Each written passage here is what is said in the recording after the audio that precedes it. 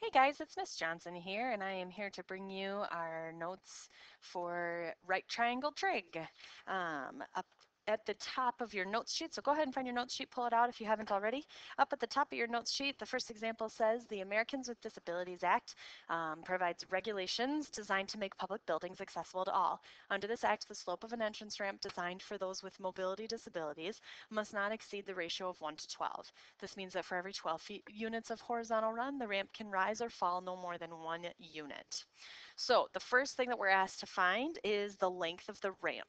So if I take a look at this ramp, I can assume that this ramp makes a right angle because it's going to be the horizontal and the vertical are perpendicular, and I have a right triangle here. So now, since I have a right triangle, I can find the missing side length, which is the length of the ramp, and in this case it's the hypotenuse. So using that to find the hypotenuse, that means I have 1 squared plus 12 squared is equal to x squared. 1 being the horizontal or the vertical rise and 12 being the horizontal run based on that ratio that the ADA requires us to use. So in this case, I can simplify and solve for x here. That's 1 plus 144 equaling x squared. That's 145 equaling x squared. So when I take the square root of that,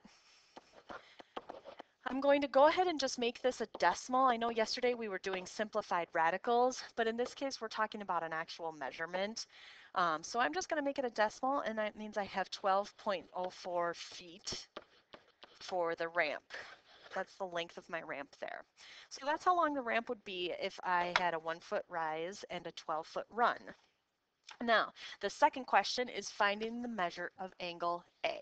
So if I go back to that triangle that I have there, I'm looking for the measure of angle A, which happens to be this angle right here in the corner. Okay, it's going to be that one. Now, I have to use a trig function, which is what we're going to be talking about today, in order to find that angle. So using a trig function, I would have the opposite side, which is 1, and the adjacent side, which is 12, so my trig function would be tangent. And we're going to talk about where these trig functions come from and how we use them. So if I plug in the tangent of A equaling opposite, which is 1, over adjacent, which is 12, that's what my equation looks like. Now, I need to get that A by itself. That's what we do when we're solving any equation. We're trying to get the variable alone. So that means I need this to come over here, and I need the 1/12 to come over on that side. In order to do that, I use the inverse tangent function. So I have the tangent inverse of 1/12 equaling A.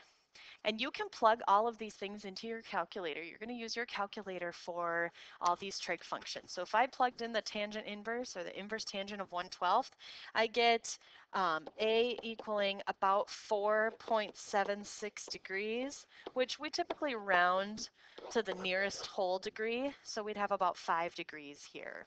So that means that's the angle that the ramp increases as you're going up or down the ramp. Okay. Now, those trig functions, there's 3 basic ones that we are familiar with. They are sine, cosine, and tangent. So this is how they are abbreviated. And you'll see that on your calculator, and you'll see that when we write them out using the notation, but that's what they stand for, sine, cosine, and tangent. And you guys talked about those trig functions in geometry. And then we also can use, in order to calculate these, we can use the clever little saying that we've all heard, SOHCAHTOA, which means sine equals opposite over hypotenuse, cosine equals adjacent over hypotenuse, and tangent equals opposite over adjacent. So let's just take a look and refresh our memory about those trig functions. If I use the triangle in the middle here that we can see, and I look at each of these trig functions, I'm looking at angle A. So that's my angle there, and I want the sine of A. The sine is opposite over hypotenuse. Opposite, I have the side length A, hypotenuse is C, so my sine is equal to A divided by C, or A over C. Cosine is adjacent over hypotenuse, which in this case would be B over C. And tangent is opposite over adjacent, so that would be A over B.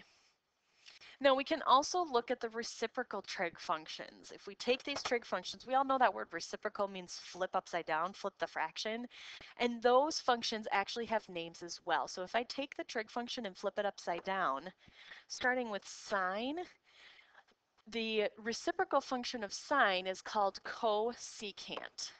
That's what that CSC stands for. So the cosecant of A would be the hypotenuse over opposite. Well, in this case, the hypotenuse is C and the opposite is A. So you can see that we just took this A over C and flipped it upside down, which again is what the word reciprocal means.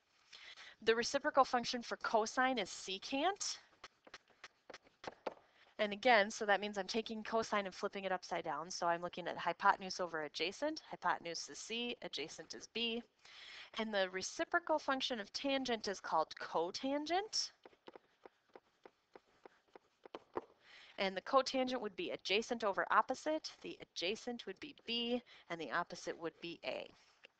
So let's just practice finding those 6 trig functions in number 1.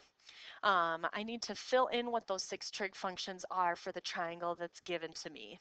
So if I take a look at that triangle, I'm looking at angle theta. Now, if you've never seen this symbol before or you don't remember what it stands for, that's called theta. And you'll hear me refer to that a lot in the trig unit for sure. So I'm looking at angle theta. I want to find the sine of theta. And again, sine is opposite over hypotenuse. So opposite is 4, hypotenuse is 5. I'm looking at 4/5. The cosine of theta would be adjacent over hypotenuse, so that would be 3/5, because 3 is the adjacent side. Tangent of theta would be opposite over adjacent, that would be 4/3. Now those reciprocal functions, I'm just flipping them upside down.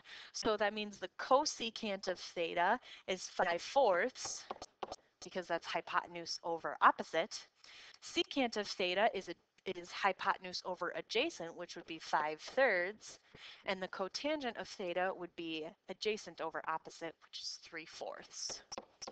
So those are my 6 trig functions, and if I was trying to find them or identify them, that's what they would look like.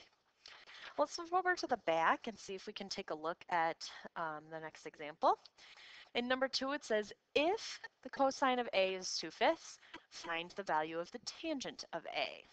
So I'm talking about cosine and tangent. Automatically, I know I'm looking at a right triangle. So the first thing that I'm going to do is draw myself a right triangle. Now, I always draw my right triangles the same way, so you're going to always see them looking like this. I put my right angle in the lower left-hand corner, and I usually put the angle that I'm looking at in the lower right-hand corner.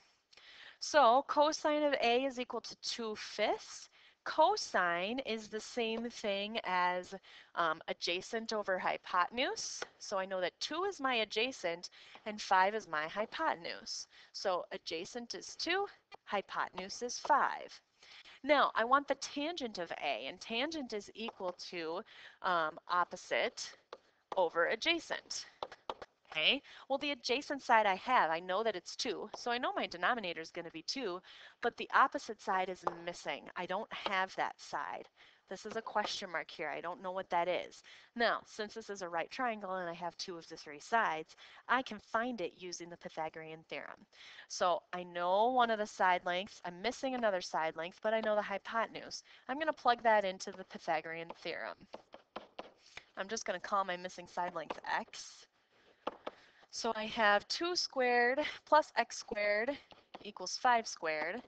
That's 4 plus x squared equals 25. And then I subtract the 4 over and I get x squared equals 21. Taking the square root, I have x is equal to the square root of 21. Now there's nothing I can do to simplify the square root of 21, so I'm just going to leave it as that because its prime factorization is 7 and 3 and there's nothing you can take out. So I have the square root of 21.